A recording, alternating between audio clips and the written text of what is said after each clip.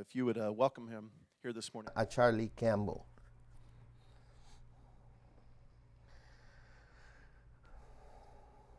Buenos días. Gracias por la calurosa bienvenida. Es una gran bendición poder predicar en lugar de su pastor y verlos a todos de nuevo. Y esta mañana no es una excepción. Quiero que vuelvan conmigo en su Biblia a Segunda de Timoteo, capítulo 3. Segunda de Timoteo en el capítulo 3. Padre Celestial, nos sentimos bendecidos de poder estar aquí esta mañana para tener compañerismo con tu pueblo, para adorarte todos juntos y ahora para prestar atención a tu palabra. Y al hacer esto, Señor, al considerar las Escrituras, te pedimos que tu Espíritu Santo nos instruya, nos prepare, que podamos, Señor, ser animados y tú nos enseñes. Por favor, Señor, cumple tu voluntad, te pedimos en el nombre de Jesús. Amén. Quiero llamar su atención a algo que el apóstol Pablo escribe a Timoteo en los versículos 16 y 17. Este es un pasaje muy conocido de las Escrituras. Él dice, toda Escritura es inspirada por Dios y es útil para enseñar, para redarguir, para corregir, para instruir en justicia, a fin de que el hombre de Dios sea perfecto, enteramente preparado para toda buena obra. Pablo nos recuerda aquí en el versículo 16 que toda la Escritura, todos los documentos que Dios ha determinado que compondrían el canon de las Escrituras son la palabra inspirada de Dios, escrita por hombres, sí, pero hombres que fueron guiados por el Espíritu Santo para escribir las palabras que escribieron. Ahora, claro que los críticos del cristianismo no están de acuerdo con ello. Muchos de ellos piensan que la Biblia es un libro de mitología. Creen que los lugares, personas y eventos de la Biblia son invenciones o imaginaciones de hombres engañosos. La Biblia es una compilación de historias folclóricas y leyendas muy bien construidas. Nosotros no estamos de acuerdo con sus conclusiones en cuanto a la Biblia y por buena razón. Hay una riqueza de razones por las cuales podemos confiar en la Biblia. Una de las razones que tenemos por qué tomar la Biblia en serio es las riquezas arqueológicas que una y otra vez han verificado los hechos históricos que mencionan la Biblia. Muchas personas no se dan cuenta que por los últimos 150 años los arqueólogos han estado verificando la veracidad exacta de la Biblia.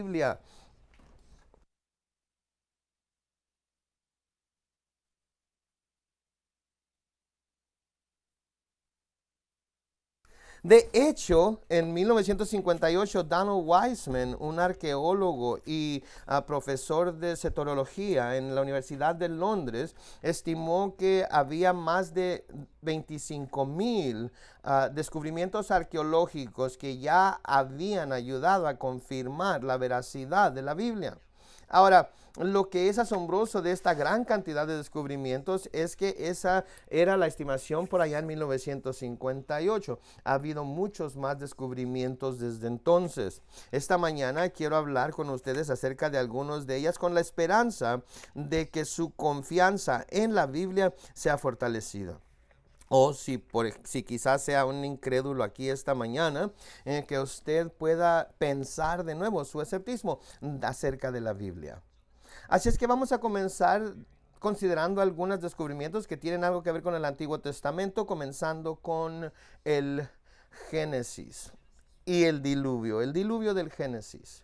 La Biblia nos dice que Dios juzgó a la humanidad pecaminosa 2500 años antes de Cristo con un diluvio cataclísmico que decimó el planeta. Si este evento sucedió como Moisés dice que sucedió y como Jesús y Pedro afirman en el Nuevo Testamento, sin duda debe haber evidencia acerca de ello en los récords fósiles.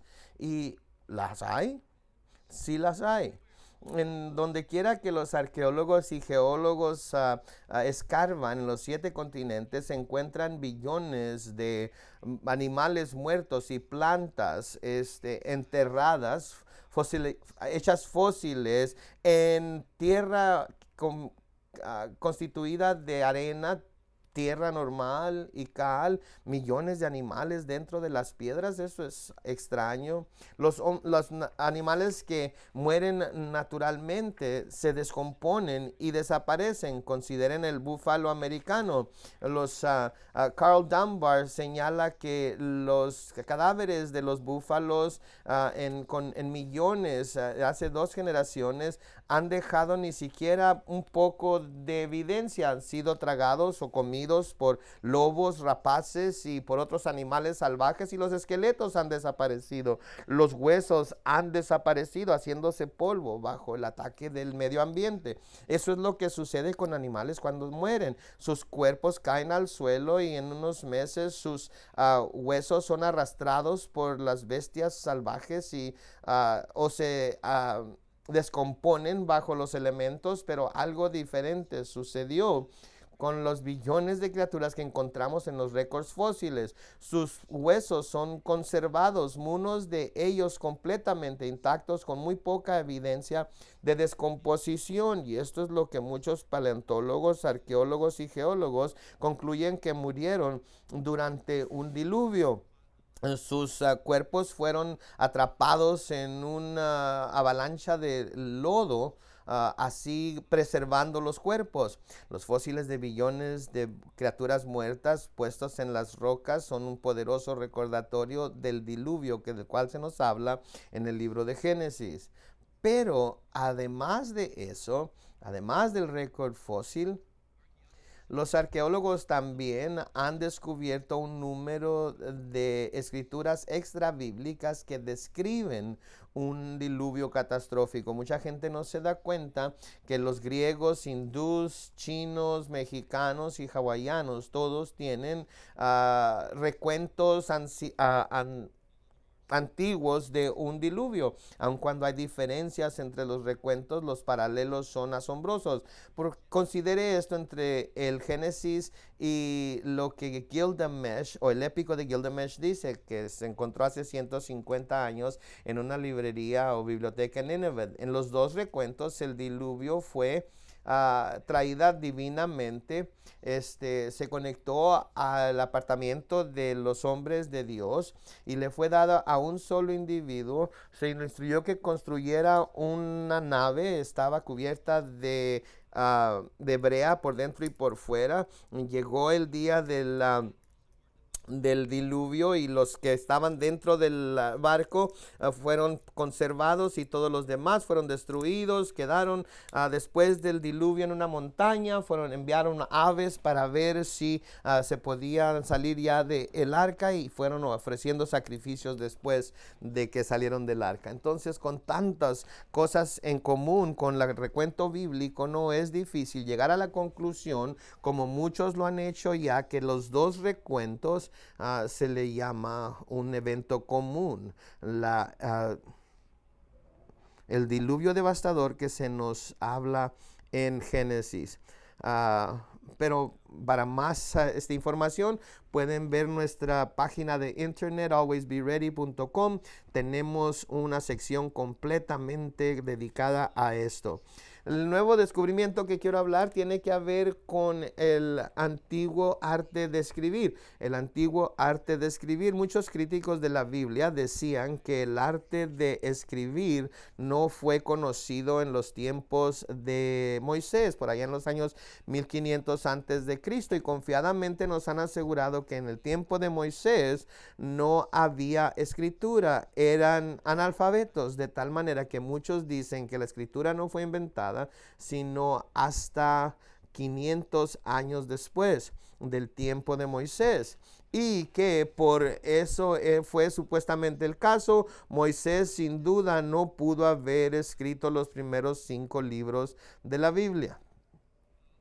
Bueno, pues no saben de lo que están hablando porque cuando grandes bibliotecas de tabletas escritas fueron descubiertas en las ruinas de Ur de Irak, que se demostró que la escritura ya existía mucho antes de Moisés y mucho antes del nacimiento de Abraham, inclusive por allá en el año 2065 antes de Cristo. Esta tableta que ve en la pantalla detrás de mí viene del lugar de origen de Abraham, de la ciudad de Ur, en donde vivían 2000, en el año 2000 antes de Cristo, 500 años antes de Moisés. Y miles de estos textos han sido encontrados. Aquí hay otro que es de por allá de 1750 antes de Cristo, mucho antes del tiempo de Moisés, de manera que los que critican y alegan que las escrituras ni siquiera existían en el tiempo de Moisés ahora han sido dejados en un montón de cenizas.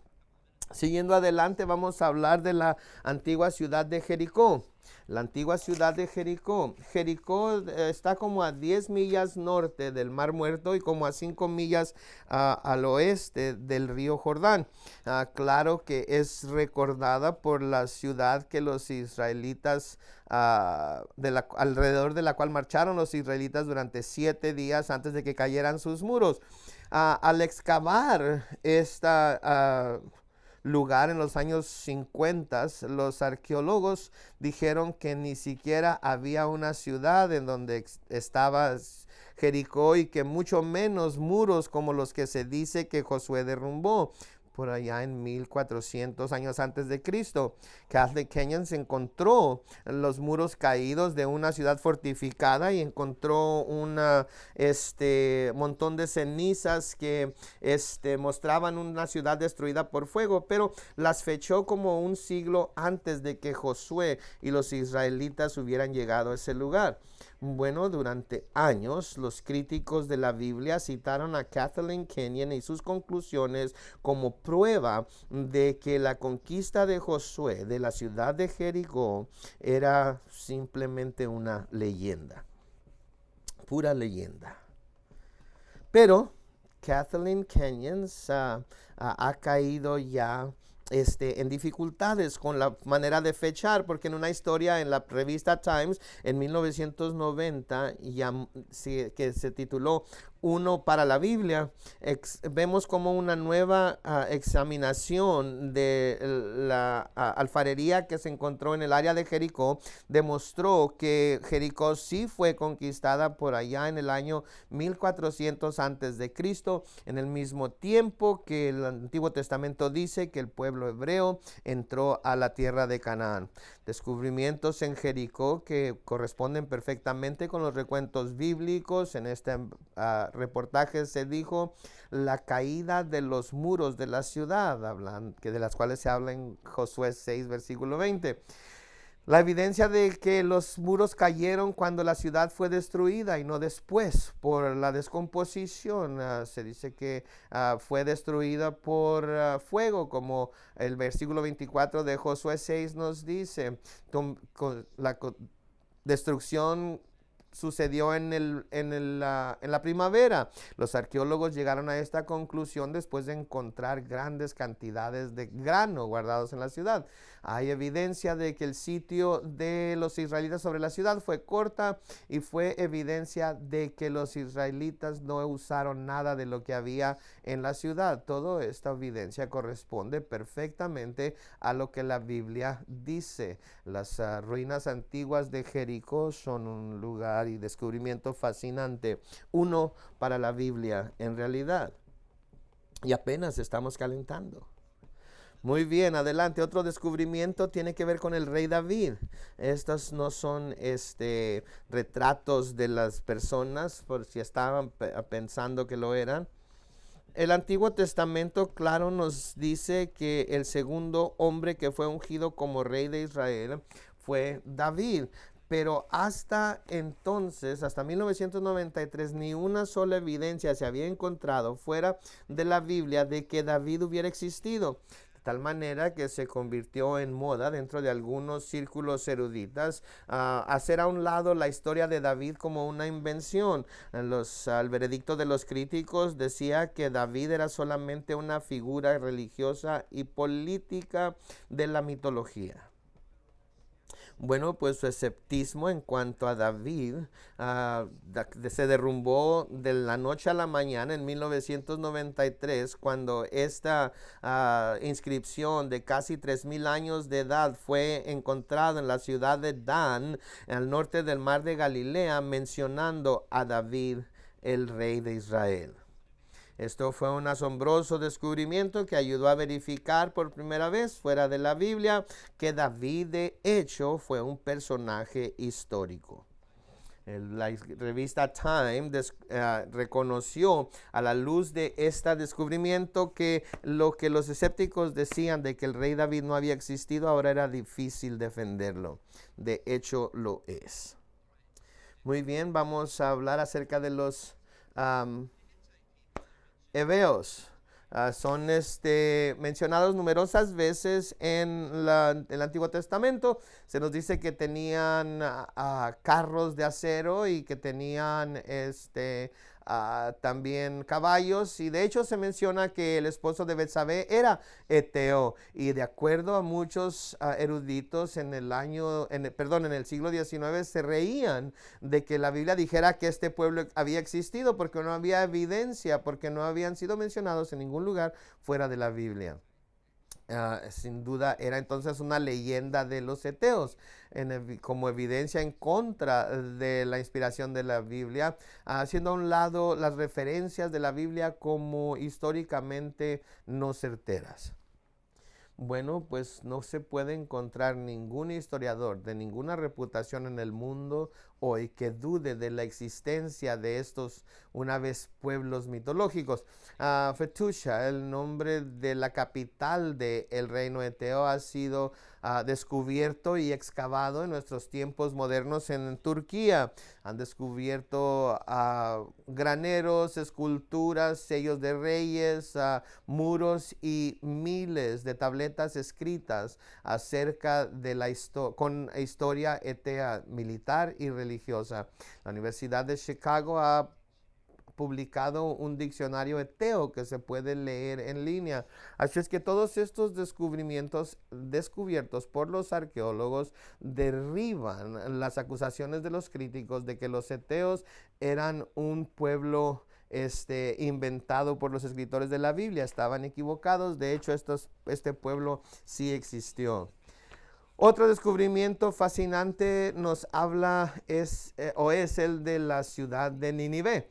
En la antigua ciudad de Nínive, el Antiguo Testamento nos dice que Dios dirigió a Jonás a ir a una ciudad llamada Nínive. Su mensaje era uno del juicio que venía. Se nos dice en la Biblia que estas personas eran muy malvadas. La gente se arrepintió, claro, se nos dice en la Biblia, y Dios no destruyó la ciudad, pero ¿fue Nínive una ciudad legendaria, una gran historia solamente?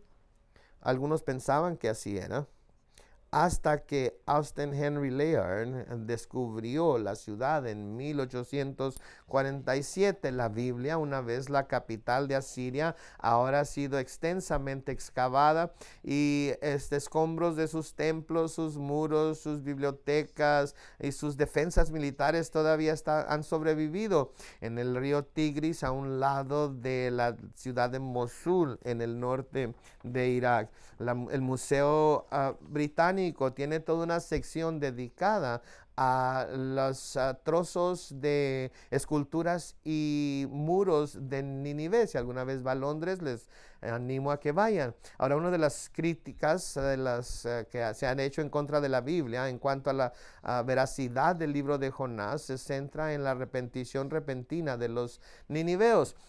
Parece demasiado exagerado para ellos que un pueblo se arrepienta tan rápidamente solamente por la predicación de un solo hombre.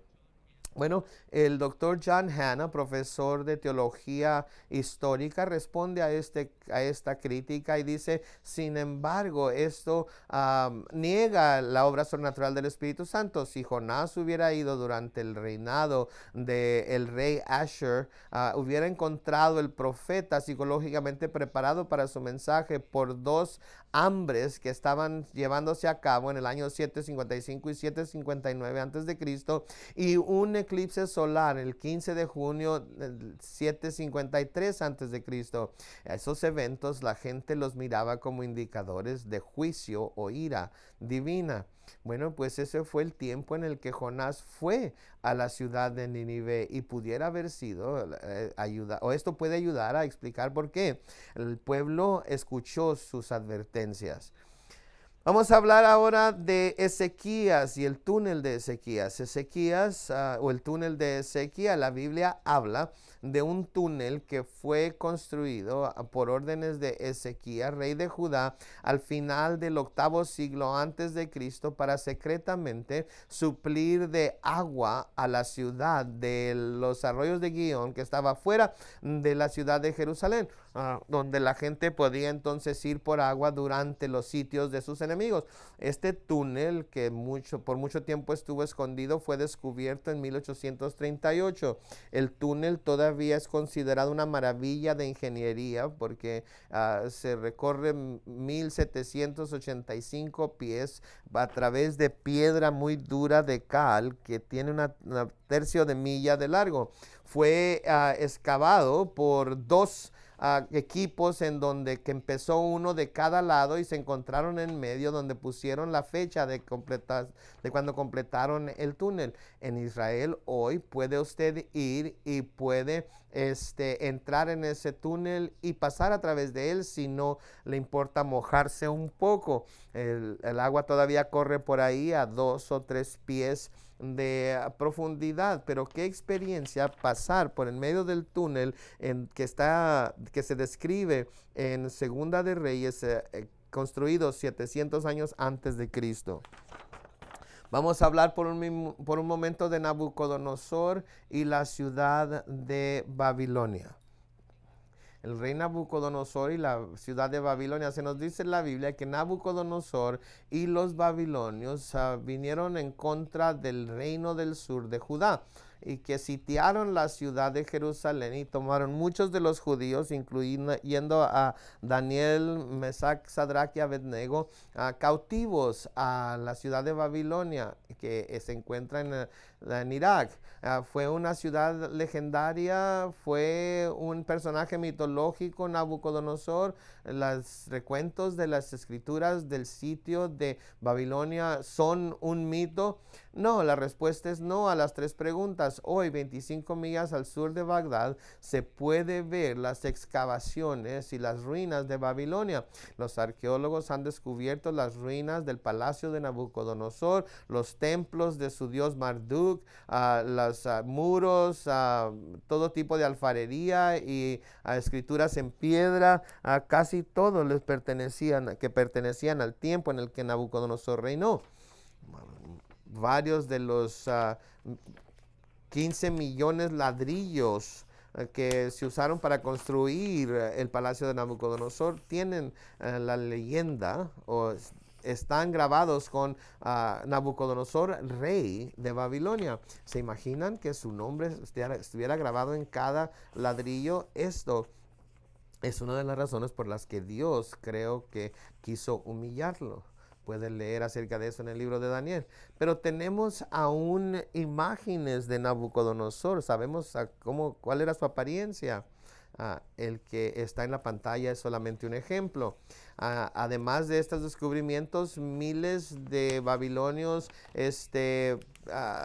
miles de tabletas babilonias han sido descubiertas en Babilonia. Son conocidas como las Crónicas de Babilonia, y asombrosamente nos dicen o nos hablan del sitio mismo de Jerusalén, que se describe en Segunda de Reyes capítulo 24, Daniel capítulo 1, y el hecho de que los babilonios se llevaron cautivo al pueblo judío a la ciudad de Babilonia. Claro que todo esto simplemente muestra que los autores de la Biblia estaban diciéndonos la verdad acerca de estos asuntos. Hablando de Babilonia, vamos a hablar un poco acerca de este hombre. Este hombre se llama Belsasar. Belsasar.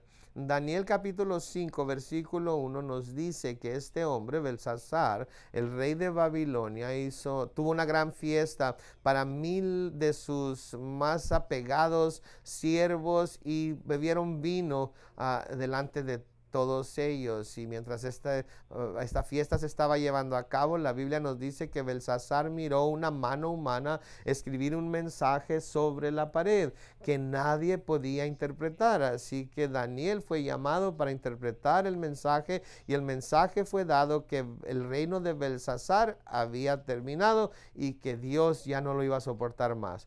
La Biblia nos sigue diciendo en ese mismo capítulo, Daniel capítulo 5, que esa misma noche Belsasar murió y que la ciudad de Babilonia pasó a las manos de los medos y los persas. Bueno, este pasaje de las Escrituras, Daniel capítulo 5, por mucho tiempo fue el blanco de muchos críticos porque consideraban la referencia de Daniel a Belsasar como una invención simple y sencillamente y un error histórico. ¿Por qué decían eso?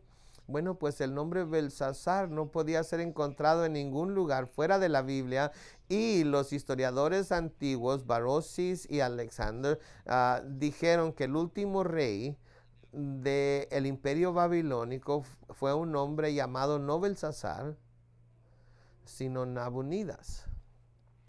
Y así es que los críticos parecieron ser muy sabios, pontificando de cómo el autor del libro de Daniel, sin conocer el verdadero nombre del rey y probablemente escribiendo mucho después de la caída de Babilonia, inventó el nombre Belsasar.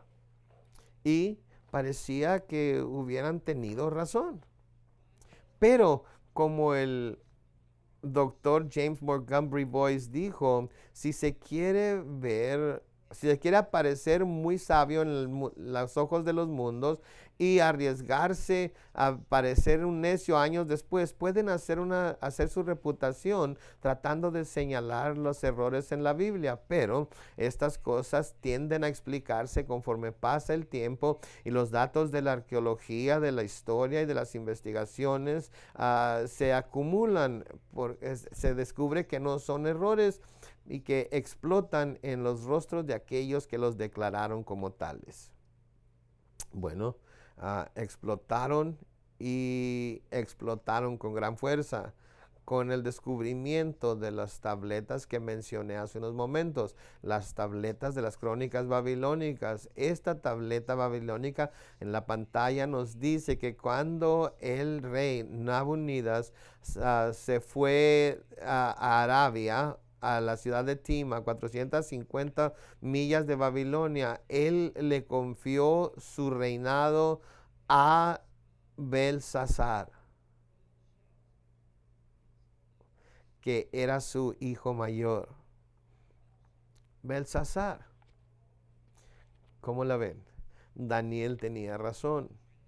Los críticos tuvieron que tomar sus cañones lastimados e ir a casa cuando llegó esta verdad. Ahora, estos son unos ejemplos de descubrimientos que tienen que ver con la veracidad histórica del Antiguo Testamento, que podemos mencionar muchas más. Pudiéramos ver 800 páginas que hablan de arqueología del Antiguo Testamento, pero quiero pasar el resto de nuestro tiempo aquí esta mañana viendo los descubrimientos que tienen que ver con la confiabilidad del Nuevo Testamento. El primer descubrimiento que quiero mencionar tiene que ver con un hombre que conocemos hoy como Herodes el Grande. La Biblia nos dice que Herodes era el rey de Israel en el tiempo en el que nació Jesús y que él trató de asesinar a Jesús muy pronto después de su nacimiento. Herodes era una leyenda nada más, no. Además de que Josefo, el historiador judío del primer siglo, escribió acerca de él, la evidencia arqueológica confirma su existencia. Han descubierto un trozo de una botella de vino que fue descubierto en Mesada o Masada, un palacio como fuerte que estaba cerca del Mar Muerto, y esta botella de barro tiene una referencia a su nombre y su título, Herodes, rey de Judea. Otros descubrimientos se han encontrado como monedas con su imagen en ella, impresa en ella, y en ruinas de su palacio que fue conocido como Herodías. Estos descubrimientos apoyan los recuentos del Nuevo Testamento y nos dejan saber que Herodes fue de hecho un personaje histórico y que reinó en la misma posición en la cual se describe en los evangelios, el rey de Judea. Vamos a hablar acerca de Juan el Bautista. Juan el Bautista nos dice en la Biblia que Herodes, el hijo de Herodes el Grande, Herodes Antipas, echó a Juan el Bautista en la cárcel por condenarlo por su relación adúltera con la esposa de su hermano. Un tiempo después, un verdugo le cortó la cabeza a Juan el Bautista. Esto también ha sido confirmado con documentos fuera de la Biblia. Flavio Josefo, ese historiador romano del primer siglo, habla acerca de esto en su libro Las Antigüedades de los Judíos. Noten lo que escribe. Él dice: Juan, que fue llamado el Bautista, fue un buen hombre y mandó a los judíos a que ejercieran la virtud y la justicia el uno hacia el otro y la piedad hacia Dios, y así fueran al bautismo. Herodes, que tuvo temor de la gran influencia que Juan tenía sobre el pueblo, mandó a Juan a Macairo, el castillo en la ciudad que se mencionó anteriormente, y ahí murió. Así es que noten que José fue escribiendo fuera de la Biblia, verifica para nosotros que Juan el Bautista de hecho fue un personaje verdadero y que murió a manos de Herodes, como la Biblia dice. Bueno, pues los arqueólogos han descubierto la fortaleza en donde Juan el Bautista fue puesto en prisión y asesinado. Josefos dice que el fuerte donde fue muerto se llamaba Macario, y han descubierto los arqueólogos este lugar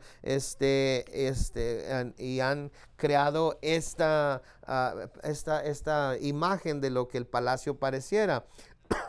Las ruinas de los calabozos donde Juan hubiera sido puesto en la cárcel se han descubierto el día de hoy. Y ahí se muestran dónde estaban encadenados a la pared. Siguiendo adelante, vamos a hablar acerca de el estanque de Betsaida. En Juan capítulo 5, el apóstol Juan nos habla de un estanque llamado Betesda, en donde hay 5 porches, 5 porches que cubrían esta fuente, en donde estaba lleno de ciegos y cojos y mancos que querían ser sanos por las aguas. Vemos en el Evangelio de Juan, en donde fue la pila en donde Jesús le dijo a aquel hombre manco que tomara su cama y se levantara y anduviera. Ahora, estaba Juan simplemente tratando de hacer su historia mejor, hablando de este estanque en donde este milagro se llevó a cabo, los 5 porches. Los críticos de la Biblia una vez pensaron que así era. John McCrae, un veterano de la arqueología que ha supervisado excavaciones por mucho tiempo, dice que por mucha gente, la gente decía que este era un ejemplo de cómo Juan se había equivocado porque no habían encontrado tal lugar. Alfred Loisy, un crítico de la Biblia francés, dijo que esta era algo que se había agregado después. Bueno, pues las críticas se detuvieron cuando esta pila fue descubierta a 300 pies al norte del monte del templo, tapada con ruinas de muchos siglos atrás, y las excavaciones de hecho revelaron que había 5 porches como muestra este modelo, 4 porches alrededor y uno en medio, dividiendo la pila en dos para un total de 5 porches, así como se nos describe en el Evangelio de Juan. Una asombrosa descubrimiento y confirmación de que Juan de hecho estaba diciendo la verdad cuando describió los eventos que sucedieron ahí. Vamos a hablar acerca de este hombre que se llama Caifás. Caifás. El Nuevo Testamento nos dice que el nombre del sumo sacerdote en el tiempo de Jesucristo era Caifás. Caifás fue aquel que presidió sobre el juicio de Jesús, en donde Jesús se confesó a sí mismo como el Mesías, resultando en ser condenado. También fue en la casa de Caifás, en donde leemos que Pedro negó al Señor. ¿Fue Caifás entonces una fabricación del Nuevo Testamento? No. En 1990, un grupo de constructores que estaban tratando de construir un parque de agua a 2 millas al sur de Jerusalén, accidentalmente descubrieron una cueva de tumba, una tumba que estaba cubierta. La cueva no pudo soportar el peso y los arqueólogos vinieron y descubrieron que dentro de la cueva había algunas cajas en donde se ponían los huesos de las personas muertas. Una caja muy adornada estaba grabada con el nombre de Caifás, José Caifás, el mismo nombre que se nos dice Juan que tenía. Este osuario, esta caja está ahorita en Jerusalén, en el museo, como testimonio de la historicidad o de la verdadera historia de la Biblia. Otro descubrimiento tiene que ver con Poncio Pilato. Poncio Pilato. El Nuevo Testamento y los autores del Nuevo Testamento nos dicen que Poncio Pilato era el gobernador de Judea cuando Cristo estuvo en la tierra. Él fue el que de hecho supervisó el juicio y muerte de Jesús por medio de la crucifixión. Quizás sea una leyenda él, no. Josefo habló acerca de él, el filósofo judío Filo de Alejandría lo menciona, igual que el historiador romano Tacitus, pero ahora la arqueología también ha confirmado su existencia. En junio de 1961, un grupo de arqueólogos italianos estuvieron excavando en Cesarea, al lado del mar Mediterráneo en Israel, y al estar quitando la arena y la selva que había a su alrededor, estos arqueólogos hicieron un gran descubrimiento. Descubrieron una placa de cal como 3 pies de alto, con una inscripción en latín que está fechada en la primera parte del primer siglo, que decía: Poncio Pilato, prefecto de Judea, ha presentado a Tiberios a los cesareos.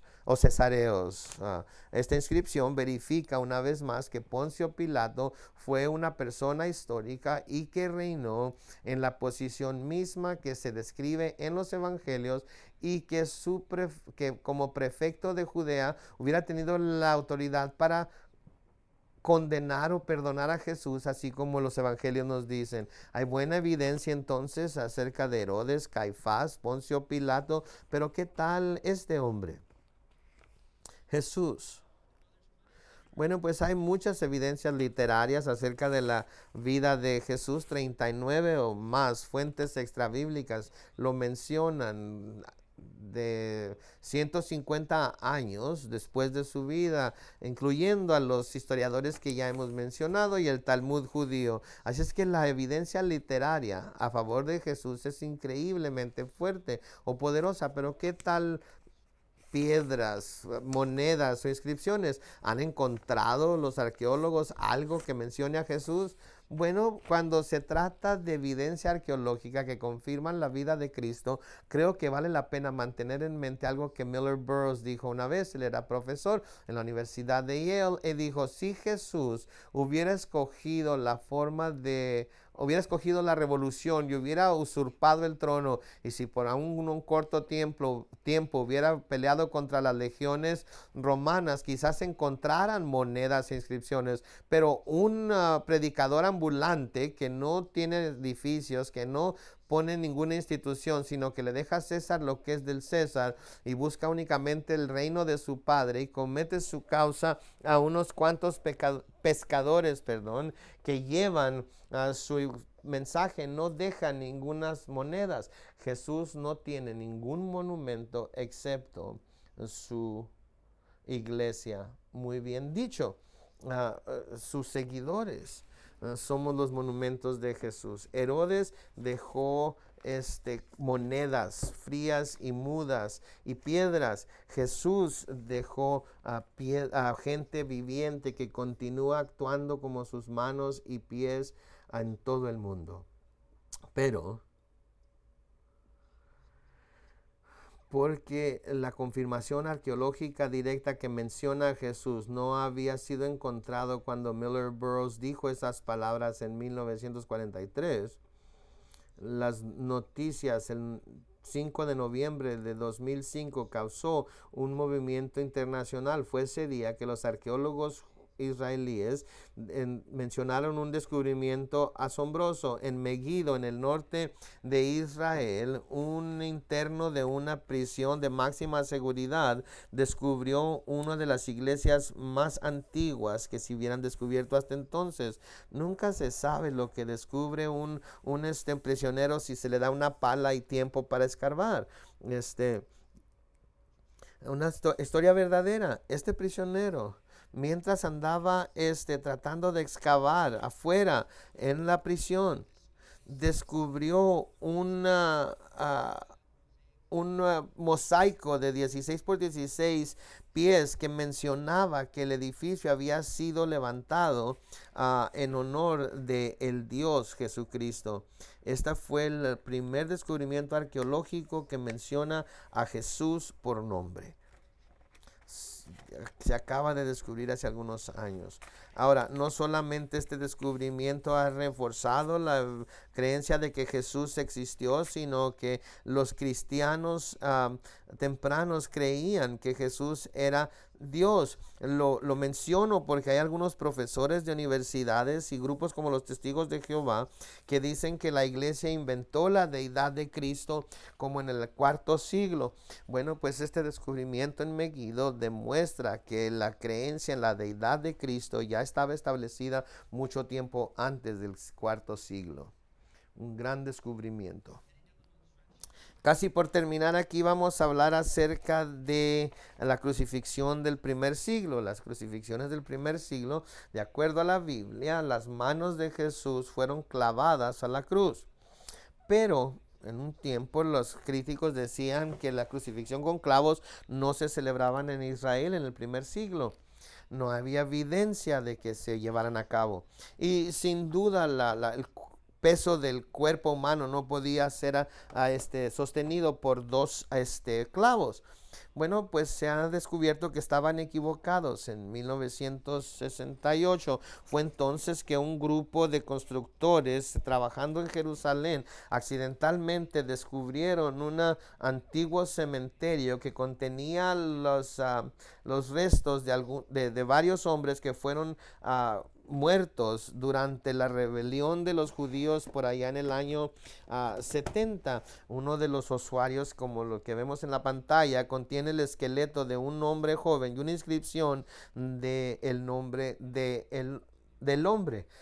Más importante a los arqueólogos que el nombre fue cómo había muerto este hombre. Había muerto por medio de la crucifixión con clavos. ¿Cómo fue determinado eso? Bueno, pues todavía tenía el clavo atravesado por sus huesos. Ahí puede ver de hecho el hueso con el clavo todavía dentro de él. Noten que está torcido del lado derecho. Los romanos quitaban los clavos de sus víctimas y por buena razón, porque el hierro era muy costoso, pero fue difícil quitarlo porque la punta del clavo había sido doblado. Así es que como por haber golpeado la madera, y los soldados simplemente lo dejaron ahí, y ahora tenemos evidencia arqueológica de que los romanos sí crucificaban a la gente en Israel en el primer siglo con clavos, como la Biblia lo dice. Último, vamos a hablar de personas y lugares mencionados por Lucas. Personas y lugares mencionados por Lucas. En el Evangelio de Lucas, el libro de los Hechos, Lucas nos dice o nos habla acerca de cómo se esparció el cristianismo desde Jerusalén a Roma. En su recuento muy detallado menciona 32 países, 54 ciudades, 9 islas diferentes, puertos, los nombres y títulos de líderes políticos y religiosos, deidades que se adoraban en esas ciudades, patrones de clima o climatológicos y costumbres. ¿Estaba él inventando todas estas cosas? Los críticos en un tiempo lo pensaron así. Hans Kanzelman, autor de la historia del cristianismo primitivo, declaró que el libro de los Hechos era una historia inventada que desde el principio al fin. Los críticos creían que Lucas había inventado todo por parte de su imaginación, porque describía de diferentes títulos autoridades y mencionaba gobernadores que nadie conocía. Un ejemplo, supuestamente un error, se encuentra en Lucas capítulo 3, versículo 1. En Lucas capítulo 3, versículo 1, Lucas nos dice que Juan el Bautista y su ministerio de predicación se estaba llevando a cabo cuando Poncio Pilato era gobernador de Judea. En el Licenio era el tetrarca en el mismo lugar, y Lucas una y otra vez quiere asegurarnos de que está estableciendo lo que está diciendo en la historia. Está diciendo tal y tal cosa sucedió cuando este hombre estaba reinando aquí y este por acá, y él quiere que sepan que no está inventando estas cosas. No está queriendo escribir poesía, no es mitología, son cosas que sucedieron de hecho. Y fuimos testigos de estas cosas. Y esto era lo que estaba sucediendo en ese tiempo. Eso es lo que dice. Miren, cuando Juan el Bautista vino a escena, Poncio Pilato era el gobernador de Judea, y este otro hombre era tetrarca en Abelín. Bueno, pues los críticos empezaron a hablar de esto, diciendo que este pasaje, Lucas 3, versículo 1, era evidencia de que Lucas no sabía de lo que estaba hablando. Porque todos sabían que este hombre no era un tetrarca, sino el rey, a cientos de millas, un medio siglo antes. Si Lucas no puede entender esto, sugirieron, entonces nada de lo que ha escrito puede ser confiable. Y un montón de de críticos de la Biblia dijeron que tenía un problema cronológico. Bueno, hermanos y hermanas, no están diciendo eso acerca de Lucas. Ahora, ¿por qué? Bueno, John McCrae, arqueólogo que cité anteriormente, dice que una inscripción fue después descubierta de los tiempos de Tiberio del año antes de Cristo, después de Cristo 14, que menciona a esta persona como tetrarca en Ávila, cerca de Damasco, como Lucas había dicho. Sucedió que había 2 oficiales de gobierno que tenían el mismo nombre. Una vez más, Lucas fue demostrado que era exacto en lo que estaba diciendo. Y esto es solamente un ejemplo. Hasta la fecha, más de 80 detalles del libro de Hechos han sido confirmados por descubrimientos históricos y arqueológicos. Hermanos y hermanas, les digo acerca de estos descubrimientos porque yo quiero asegurarles de que ustedes pueden confiar en la Biblia, pueden leerla con confianza, pueden estar firmes sobre sus promesas, pueden extraer consuelo de sus pasajes, obtener sabiduría de sus páginas, y sobre todo ello se puede conocer a nuestro Creador leyéndola. Es una gran bendición conocer a Dios y tener su palabra, la Biblia, en nuestras vidas.